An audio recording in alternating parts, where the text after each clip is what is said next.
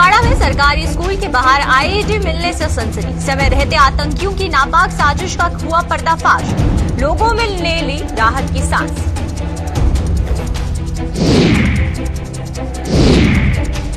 कांग्रेस ने और national conference ने कश्मीर में हुई हत्याओं की न्यायिक जांच की उठाई मांग। अल्पसंख्यक समुदाय से भी की कश्मीर न छोड़ने की अपील।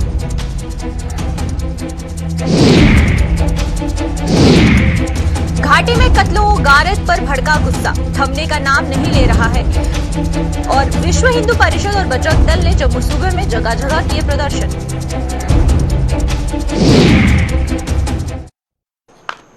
नमस्कार, जम्मू कश्मीर की खास खबरें देख रहे हैं आप सब और मैं हूं आपके साथ पल्लवी जम्वाल। तो चलिए शुरुआत करते हैं आज की जम्मू कश्मीर की खास खबरों की। श्रीनगर के एक सरकारी स्कूल में आतंकियों द्वारा की गई फायरिंग में 2 टीचरों की मौत के सदमे से अभी लोग उभर ही नहीं पाए थे कि कुपवाड़ा जिले में आतंकियों की एक और बड़ी साजिश का पर्दाफाश हुआ है। कुपवाड़ा के सूलकोट इलाके में government girls higher secondary school और R&B कार्यालय के बाहर आज आईडी बरामद होने से वहां पर सनसनी फैल गई। इसकी सूचना सुरक्षा बलों को दी गई, जिसके बाद सेना ने एक बम निरोधक दस्ता मौके पर पहुंचा और इस आईडी को वहां से हटाकर उसे नष्ट करने के लिए किसी सुरक्षित जगह पर ले जाया गया। समय रहते आतंकियों की इस नापाक करतूत का पर्दाफाश होने से लोगों ने भी राहत की सांस ली है।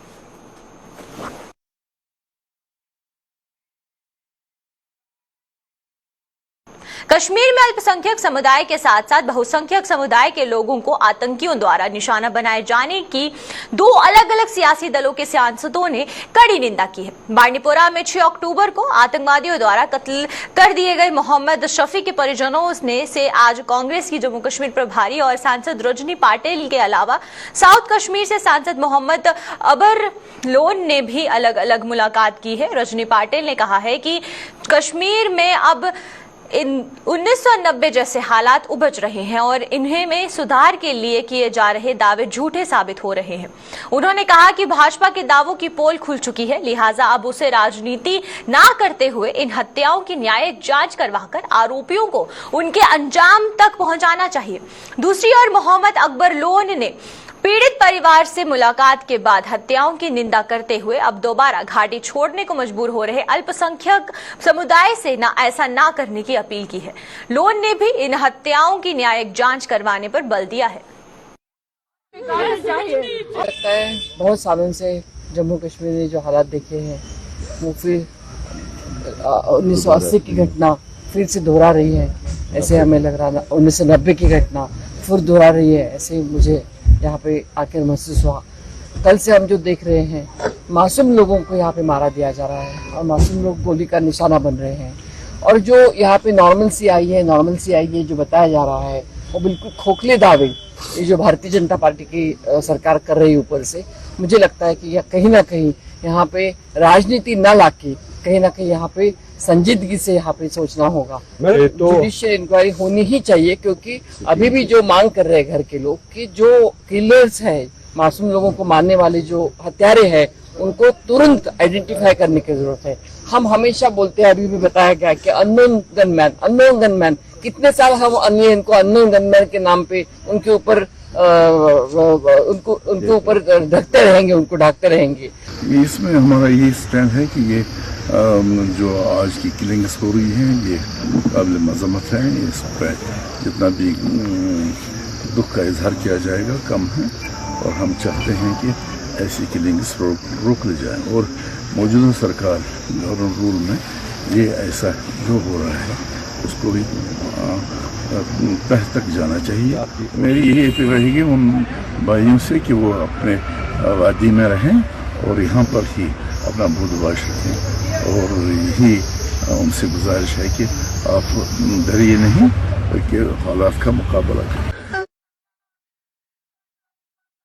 पाकिस्तान के टुकड़ों पर पलने वाले आतंकियों द्वारा कश्मीर घाटी में ही की जा रही कत्लो गारत के विरोध में आज बजरंग दल और विश्व हिंदू परिषद द्वारा जम्मू सहित सूबे के अन्य जिलों में प्रदर्शन किए गए। जम्मू में बजरंग दल और विश्व हिंदू परिषद के आतंकवाद का पुतला जलाकर कश्यप ऋषि की धरती कश्मीर की निर्दोष लोगों को खून बहाए जाने के विरोध में नारेबाजी की है। दूसरी ओर राजौरी में विश्व हिंदू परिषद और बजरंग दल ने आतंकी तंजीम TRF का पुतला जलाकर कश्मीर में आतंकियों का जल्द सफाया करने की मांग कही है। वहीं डोडा में भी विश्व हिंदू परिषद और बजरंग दल ने प्रदर्शन करते हुए चेतावनी दी है कि अगर आतंकवाद पर काबू ना पाया गया तो तहसील समर पर एक बड़ा आंदोलन शुरू कर दिया जाएगा।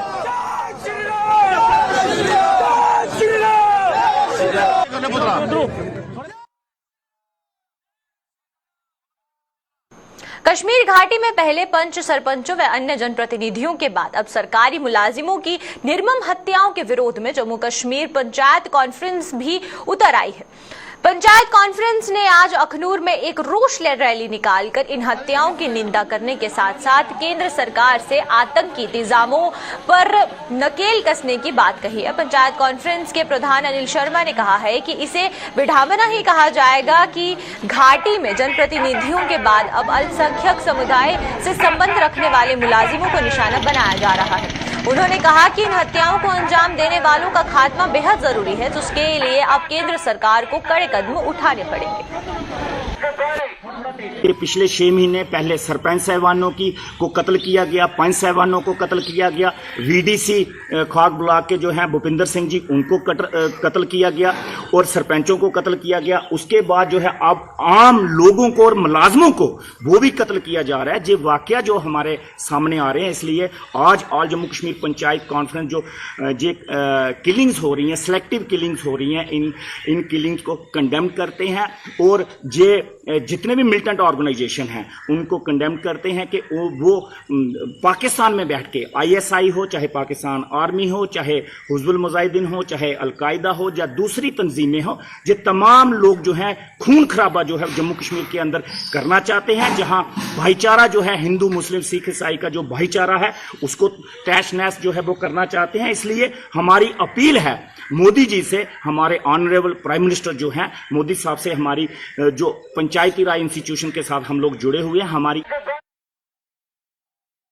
दुनिया भर में कहर बरपा चुकी कोरोना महामारी जड़ से खत्म होगी या नहीं, इस पर फिलहाल कुछ नहीं कहा जा सकता। ये महामारी अभी भी वजूद में है। इसके चलते देश के साथ साथ जम्मू कश्मीर में भी संसाधनों में बढ़ोतरी की जा रही है। बात करें अगर जम्मू की, तो यहाँ पर GMC और इसके सहयोगी अस्पतालों में ऑक्सीजन की आपूर्ति के लिए हर तरह की व्यवस्था तो की गई है, लेकिन इसके साथ साथ इसकी क्षमता व आपूर्ति को बढ़ाने के लिए भी हर तरह के प्रयास किए जा रहे हैं। GMC जम्मू में तैनात डॉक्टर कैलाश ठाकुर ने बताया है कि मौजूदा समय में GMC सहित अन्य अस्पतालों में ऑक्सीजन की कोई कमी न होने के बावजूद भविष्य में कोरोना की क्या स्थिति रहती है, इसके लिए कमर कस लेनी चाहिए। अस्पतालों में ऑक्सीजन की कोई कमी पेश न आए, इसके लिए हर संभव प्रयास किया जा रहा है और अन्य संसाधनों की आपूर्ति भी सुनिश्चित की जा रही है। मेडिकल कॉलेज हॉस्पिटल है और उसके अलावा CD हॉस्पिटल है, साइकेट्री हॉस्पिटल है, सुपर स्पेशलिटी हॉस्पिटल है, SMGS है, MCH गांधीनगर है और DRDO है। जहाँ तक DRDO का सवाल है वो ऑक्सीजन के मसले में बिल्कुल सेल्फ सफिशिएंट है। वहाँ हमारे पास जो है 20 किलोलीटर के 2 LMO जो है टैंक्स वो लगे हुए हैं और फुली फंक्शनल है। वहाँ की हमें कोई प्रॉब्लम नहीं है।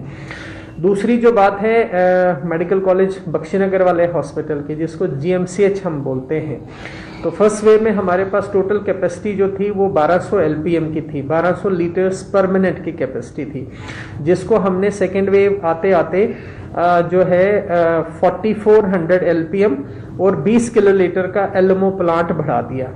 और सेकेंड वेव के बाद अभी तक हम लगातार काम कर रहे हैं, तो अभी प्रेजेंट कैपेसिटी जो हमारी है वो 5600 LPM और 20 किलोलीटर LMO प्लांट है। उसके साथ साथ हम एडिशनल जो इसमें ऐड करने वाले हैं वो 2500 LPM और 10 किलोलीटर का LMO का प्लांट जो है एडिशनल जो है इसमें लगने वाला है। Jammu Kashmir employees joint action committee ने प्रशासन पर सरकारी मुलाजिमों को प्रताड़ित करने का आरोप लगाया है। कमेटी का आरोप है कि ना तो जम्मू कश्मीर की पूर्व सरकारें और ना ही मौजूदा प्रशासन नियमित मुलाजिमों के साथ साथ अस्थायी मुलाजिमों की सुनवाई कर पाया है। कमेटी के प्रधान बाबू हुसैन मलिक ने खासतौर पर अस्थायी मुलाजिमों का हवाला देते हुए बताया है कि पिछले कई सालों से विभिन्न सरकारी विभागों में सेवाएं देने के बावजूद इन्हें अन्य राज्यों की तर्ज की अस्थायी मुलाजिमों जैसा लाभ नहीं मिल पाया है। मिनिमम वेजेस एक्ट की मांग को पूरा करने में प्रशासन विफल रहा है और जिसके विरोध में 13 अक्टूबर को जम्मू में एम्प्लॉयज ज्वाइंट एक्शन कमेटी द्वारा जोरदार प्रदर्शन किया जाएगा। जम्मू कश्मीर के अंदर जो 1 लाख से जायद जो टेम्परेरी वर्कर जो लगाए हुए हैं, 20 से 25 साल वो लोग अपनी ड्यूटी सरे अंजाम दे रहे हैं, लेकिन अभी तक सरकार ने कोई उनके लिए कोई ठोस पॉलिसी नहीं बनाई। जम्मू कश्मीर के अंदर जितनी सरकारें थी उन्होंने भी उनके साथ डिस्क्रिमिनेशन किया।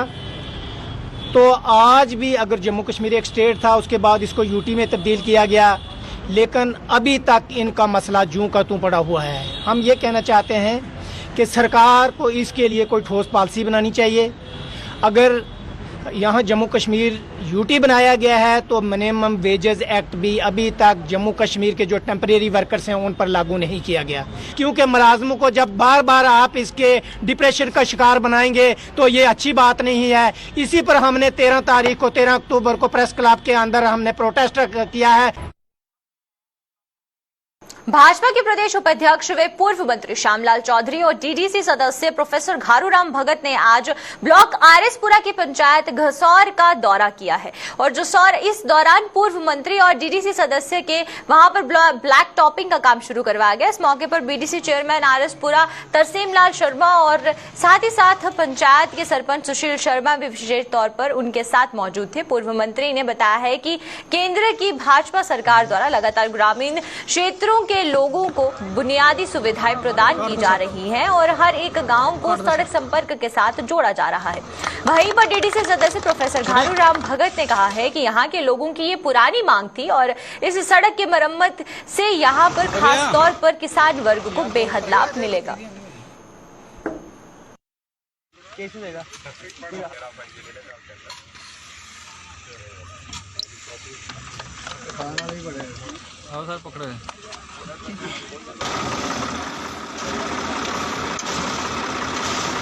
ये जो रोड जिस बनने जा रहा है ये लिंक करता है कत्याल को कलाली टिब्बे को, और ये काफ़ी पुराना रोड था और ये काफ़ी देर का बंद था।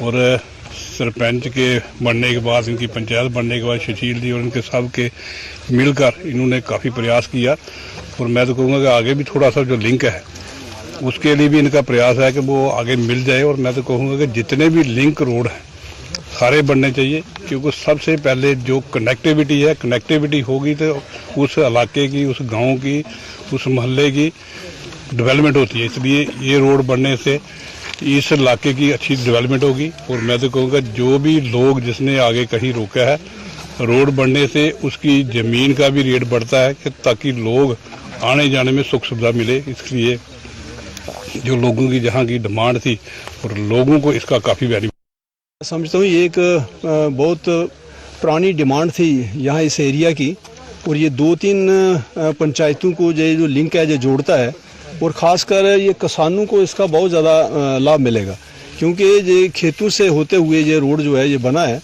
तो उससे किसानों को खेती बाड़ी में पूरी सुविधा मिलेगी और आने जाने में लोगों को काफ़ी इसकी सहूलत मिलेगी। तो ये काफ़ी पुरानी ये डिमांड थी, काफ़ी ये पहली बार ये रोड जो है ये बन रहा है, तो इस एरिया को इस रोड का बहुत ज़्यादा लाभ होगा, बहुत ज़्यादा फ़ायदा होगा। खासकर हमारे सरपंच सुशील शर्मा जी जिन्होंने ये प्रयास छेड़ा, क्योंकि अगर पंचायत से कोई मुहिम नहीं छेड़ी जाती तो वो आगे कैसे पहुंचेगी। और इन्होंने खूब प्रयास किया, खूब मेहनत की। इनके प्रयास को आगे बढ़ाते बढ़ाते आज all Jammu Kashmir transport welfare association ने पूर्व एमएलसी व जाने माने ट्रांसपोर्टर स्वर्गीय टीएस वजीर की हत्या के चौथे आरोपी को जल्द गिरफ्तार करने की मांग की है।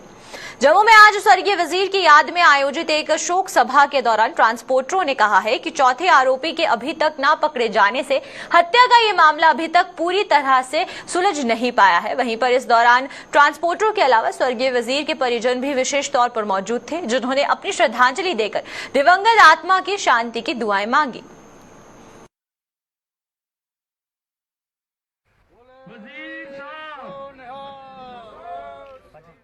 जो मांग कर रहे हैं वजीर साहब की, जो लोग हैं उसमें, जैसा आपने देखा एक जो चौथा जो इंसान अभी तक वो पकड़ा नहीं आ रहा, क्योंकि हम चाहते हैं कि ट्रांसपोर्टरों की तरफ से हमने अभी 5 दिन पहले हम गवर्नर साहब से भी मिले हैं, हमने उनको सारी जो कहानी थी वो बताई है। तो मुझे उम्मीद है कि वो जो लोग हैं वो पकड़े जाएंगे। तो आज का मैं आपके माध्यम से जो हमारे जितने भी हमारे ट्रांसपोर्टर हैं, मैं सबका इसमें शुक्रिया अदा भी करूंगा, क्योंकि वजीर साहब हमेशा हमारे दिल में रहेंगे। वो हमारी आवाज़ थे और वो आवाज़ हमेशा जिंदा रहेगी। यातायात नियमों का उल्लंघन करने वालों के खिलाफ ट्रैफिक मोबाइल मजिस्ट्रेट पुंछ के निर्देश पर ट्रैफिक पुलिस द्वारा विशेष अभियान चलाया जा रहा है। इस अभियान के तहत ट्रैफिक पुलिस की टीम सुरनकोट की अलग अलग जगहों पर नाके लगाकर ट्रैफिक कानून का उल्लंघन करने वालों के खिलाफ कार्यवाही कर रही है। इस अभियान के तहत आज भी ट्रैफिक मोबाइल मजिस्ट्रेट पुंछ ने ट्रैफिक कानून का उल्लंघन करने वालों के खिलाफ कार्यवाही करते हुए उन्हें जुर्माने किए।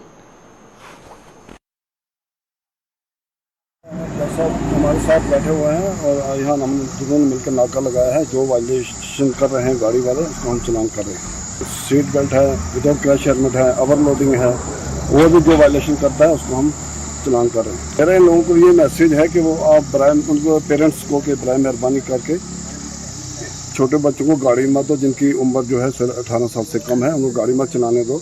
बाकी जो हमें ऐसे पाया गया उसके खिलाफ हम कानूनी कार्रवाई कर रहे हैं। उसमें हम कार्रवाई कर रहे हैं। 1-2 कंप्लेंट हमारे पास आई है, हमने उनको चलान दिया है और दोबारा मजीद अगर ऐसी आएगा कंप्लेंट आएगी, हम इंशाल्लाह उनको भी फाइन करेंगे।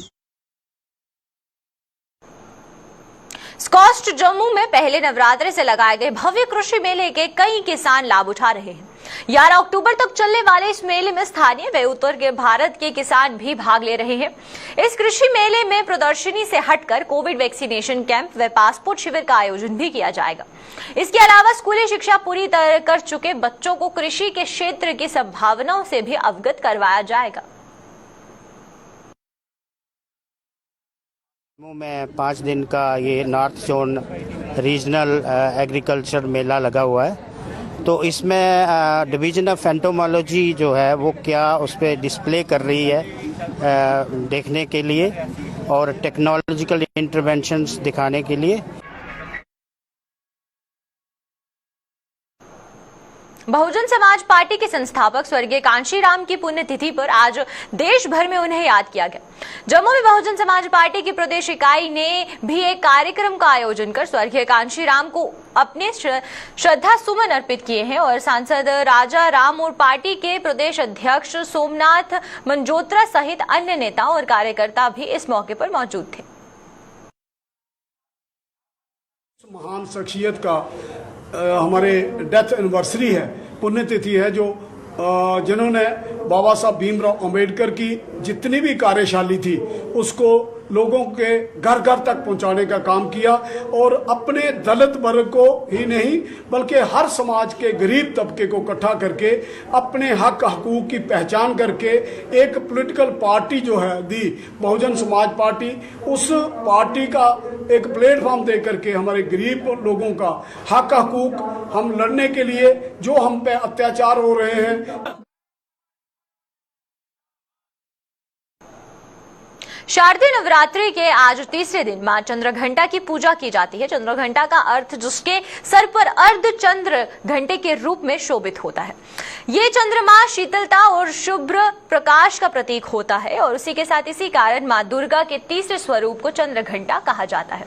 नवरात्रि के तीसरे दिन आज जम्मू के मां बावे वाली के दरबार में श्रद्धालुओं का आना जाना लगा रहा। आज तीसरे नवरात्रि पर किस तरह मां चंद्रघंटा की पूजा की जाती है, इसके बारे में पंडित सुरेश शास्त्री ने जानकारी दी है। वहीं पर मां बावे वाली के दरबार में पहुंचे श्रद्धालुओं ने माता रानी के दर्शन किए और देश में शांति बनाए रखने की माता रानी से प्रार्थना भी की। शूलहलानि शंख मुसले चक्रम धनुषायकम हस्तारवर्जय ददति धरंत विलसच्छिता सुतुल्यम प्रभाम गौरी देह समुद्भवाम त्रिजगता माँ दारभूता महापूर्वा मंत्र सरस्वती मनुभजे शुंभादि दैत्यार्दिनी। माँ चंद्रघंटा माता आप सब भक्तों का कल्याण करे, आप सब भक्तों को अभय प्रदान करे। माँ भगवती की पूजा अर्चना हेतु 3 कन्याओं का पूजन करे और माँ चंद्रघंटा के बीज मंत्र का जाप करके माता को प्रसन्न करे। ओम ऐं श्रीं शक्तये नमः इस मंत्र का जाप करके माँ भगवती को प्रसन्न करें। बोलो सच्चे दरबार की जय। बावे वाली माता में लोग देखो भक्त कैसे आ रहे हैं, आराम से आ रहे हैं, आराम से जा रहे हैं। माता रानी की कृपा से जम्मू में सुख शांति प्रोवाइड करे सबको। मैं सभी भक्तों से प्रार्थना करता हूं कि SOP की गाइडलाइन के मुताबिक आएँ, दर्शन करें और प्रसाद लेके चले जाएं। आज तीसरा नवरात्रा माता रानी का, माँ चंद्रघंटा का नवरात्रा है, तो हम माता के दरबार में आए हैं माथा टेकने। और मैं सभी भक्तों से कहता हूं कि माता रानी के दरबार में आएँ और माथा टेकें, अपने परिवार के लिए, अपने समाज, अपने देश के लिए सुख शांति की मनोकामना मांगे। कश्मीर में आतंकियों द्वारा अल्पसंख्यक समुदाय के लोगों की हत्याओं की हर वर्ग के लोग निंदा कर रहे हैं। लोगों के मुताबिक घाटी में एक बार फिर 90 के दशक जैसे हालात पैदा करने के प्रयास किए जा रहे हैं, क्योंकि इस समय भी एक सोची समझी साजिश के तहत आतंकियों ने अल्पसंख्यक समुदाय के लोगों को निशाना बनाया और उन्हें घाटी छोड़ने पर मजबूर कर दिया।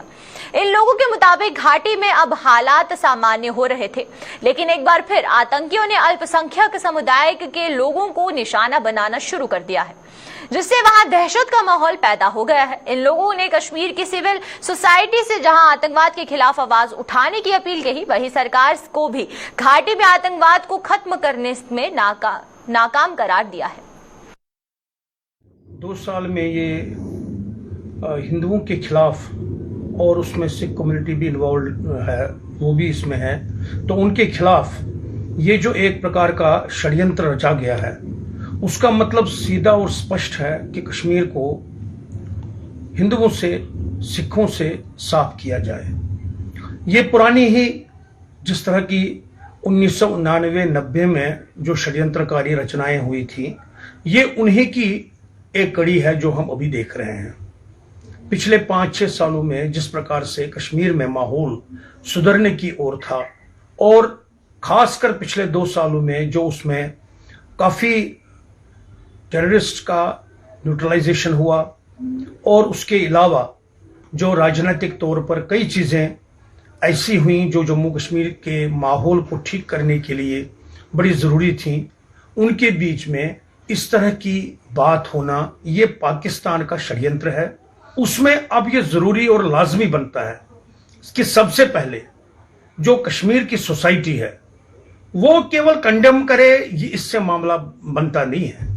ये कंडेम करने के अलावा, ये जो रिचुअल है कंडेमनेशन का, उसके अलावा सामने आने की जरूरत है, और दहशतगर्दी को, इस तरह के सिलेक्टिव किलिंग को और टेररिज्म को, उसको दुत्कारने की, उसको अपोज करने की जरूरत है। ऐसा लगता है जैसे 1988-99 में हालात बनाए थे, जैसे माइग्रेशन हुई थी, उनका यही है कि जैसे जो सिख इधर रह रहे हैं ये भी माइग्रेट करते हैं, हाँ प्योर इस्लाम हो जाए तो हमारा इधर बोलबाला हो, लेकिन ऐसा होने वाला नहीं है। हम सरकार को बोलते हैं जो लोग ऐसे हैं इनके ऊपर नजर रखें, इनके पीछे कौन है, इनकी पॉलिसी क्या है, क्यों इन लोगों को, माइनॉरिटी को तंग कर रहे हैं, इनकी प्रोटेक्शन होनी चाहिए।